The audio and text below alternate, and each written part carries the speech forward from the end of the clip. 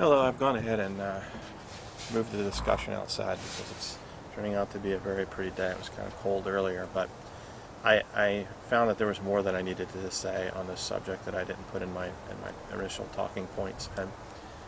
And in mentioning that, as a coach, what we find is that most of the times when we are doing the wrong thing, again, it is because we're acting out of selfishness and at our lower levels of consciousness.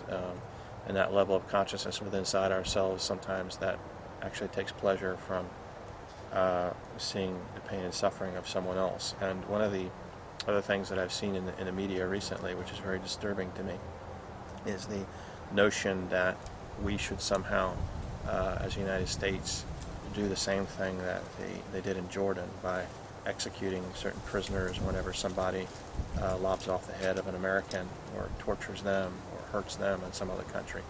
And here again, we're going back to values. We are not those people. We are not those savages that do these things. And therefore, my call to you is to not give in to the temptations that we all do have, because we live in these temporal human bodies, and this selfishness and the selfish idea that this is okay. It's not acceptable behavior for us to torture, for us to kill the enemy and do the things that they do to us that we do not want them to do to us. So, in what response, how should we respond to these horrible atrocities that are being committed? Again, my personal opinion is that we ought to go in with everything that we have and literally kill every man, woman, and child that is on the side of the enemy or that we suspect may be. But we do it quickly and swiftly and with intention and in the open and not secretively, and that we do it in such a manner as to retake that ground and hold it until we can educate the hearts and minds of the people that are in that region as to who we really are, as who the citizens are, not as who the government is, because the government of the United States does not represent us. It does not represent me. I'm not even allowed to vote. Okay? And truly, no one can say that it represents them unless they work in the White House or unless they work in the Foreign Relations Department. Those are the only people that do it. As good and kind as the intentions may be, and as well organized as the system is set up to work, it simply doesn't work. And I think we need to acknowledge that, and we need to reach out to the other people in the world to say that this is the identity of the citizens of the United States. So I'm not speaking on the behalf of anyone but myself. But I hope that people around the world will watch my videos and understand where it is that I'm coming from, because I do know that a lot of people do feel the same way I do. And more importantly, my message is really towards the media and people who I really respect. Again, my friend O'Reilly and Miller, who he has on his show, great guys. I really like them. And I'm just calling you guys out today really on those issues.